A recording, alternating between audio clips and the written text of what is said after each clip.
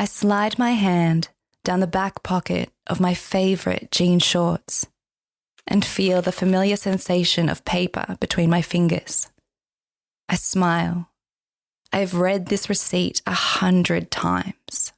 I know it off by heart, and yet I can't resist but read it once more. Nautilus Restaurant. Order taken by Pratika. June 15th, 2011 at 9:32 a.m. Super breakfast. And there it is. Her signature at the bottom.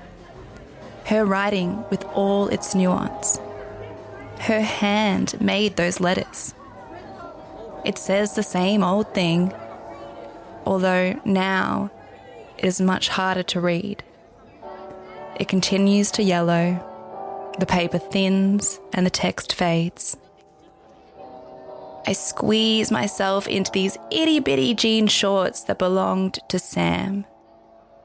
And every time I hold that delicate receipt in my hand, I remember she was real.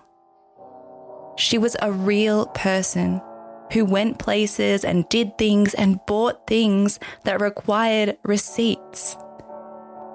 She was real. And this tiny piece of scrappy paper proves it. As a child, I remember sitting in front of the TV watching reruns of The Nanny.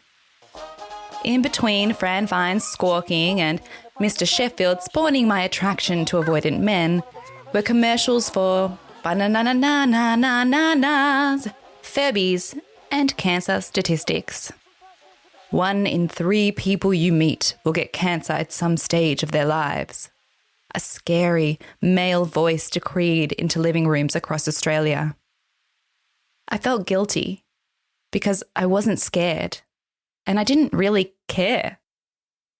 Mostly, I was thinking about how unfair it was that my school friend Elsa was allowed a Furby and I wasn't because my parents thought they were creepy. Looking back, I'm pretty sure Furbies fed on the nightmares of children, so it was probably a good call. Nicholas Sparks' film adaptations would teach me that the sick girl is a starring role. So, when I was diagnosed with a spinal tumour at 21, the fantasy I created in my mind had me picturing something like this. In my delusion, I would lay draped weakly over a chaise longue, one hand to my forehead, the other falling by my wayside, as he, the infamous faceless he, held my hand and read to me from one of my favourite books.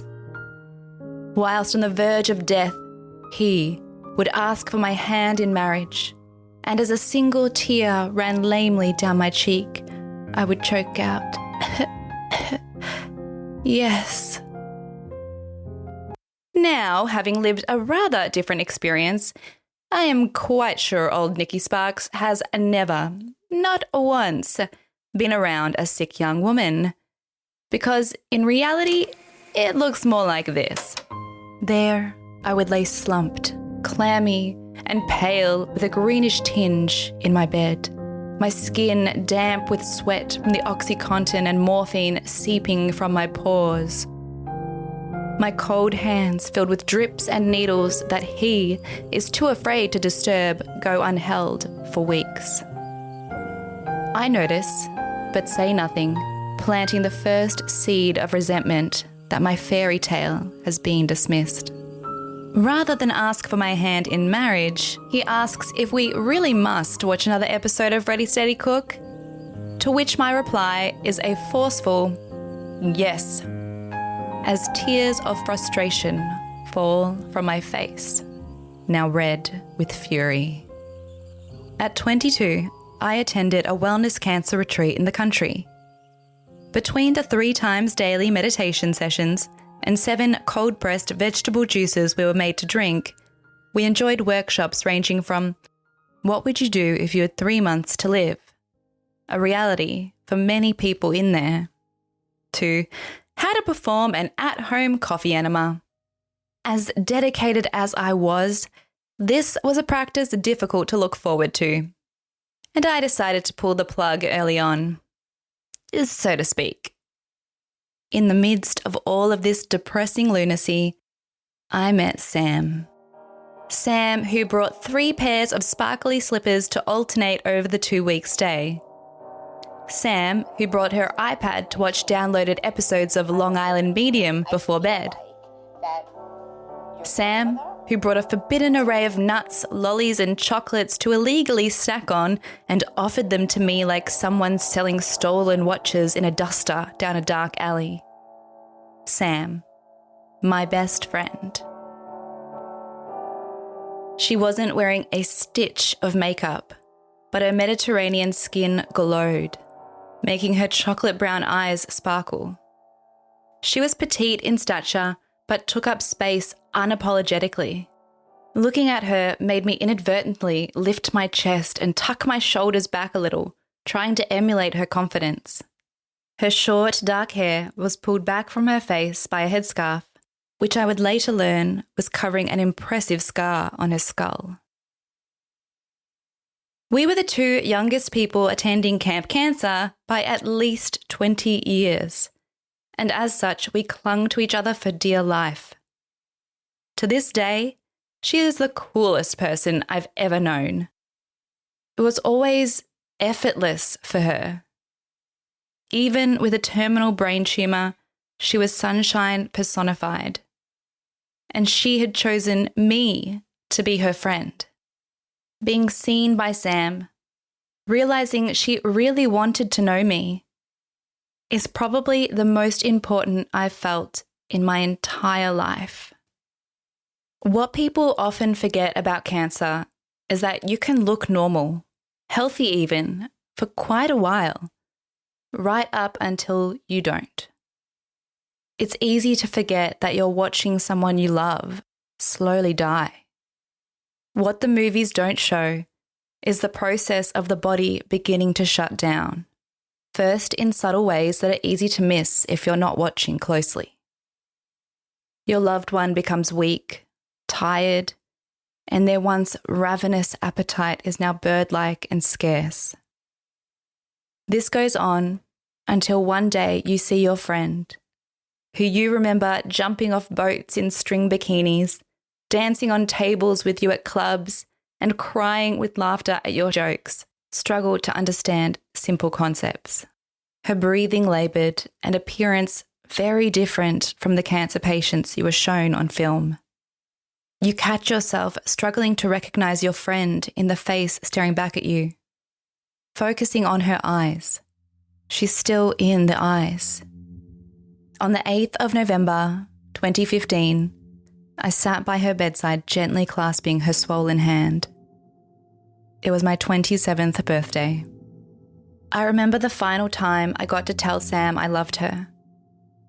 I was talking to her, telling her how beautiful she was, and giving her a gentle kiss on her forehead. I remember the freckles lining her nose, and the weight of her plump cheeks in my hands, swollen from the steroids. She could no longer speak, and the muscles in her face and eyes were too tired to function. Her eyes welled up as I spoke, and I noticed the tiniest amount of tension visible between her brow. Her brow softened, and she closed her eyes. My heart broke. We lost her 4 days later, when she was just 31. I was down the hall of the hospital when I got the news. All I remember is this guttural scream bursting free of my chest as another group of hospital visitors looked on. I tried to stand up, to run to her bedside, but my legs buckled beneath me. I fell to my knees as my boyfriend Simon weakly patted my shoulder. There. Sam's courageous friend Alana flew down the corridor and scooped me up from the hospital floor. I buried my face in her cushiony chest and sobbed. She held me, rocking my shocked, limp body as Simon shuffled awkwardly in his seat. We don't talk about friends as life partners much. We put all that pressure on romantic love. But that's what Sam was to me. She was my soulmate. She made me better, happier. The strange thing about losing your closest friend is that they are the only person you want to talk to about it. It doesn't make any sense. But the minute I found out Sam was gone, I took out my phone to call her and tell her the news. I wanted her to tell me I would be okay, even if she didn't believe it. I wanted to tell her how useless Simon had been and hear her chuckle at his emotional incompetence before telling me to dump his sorry ass. But all I got when I called her phone was her iconic answering message. Hi, you've called Sam. I'm either sleeping, meditating, or can't be bothered talking. So please leave a message and I'll get back to you.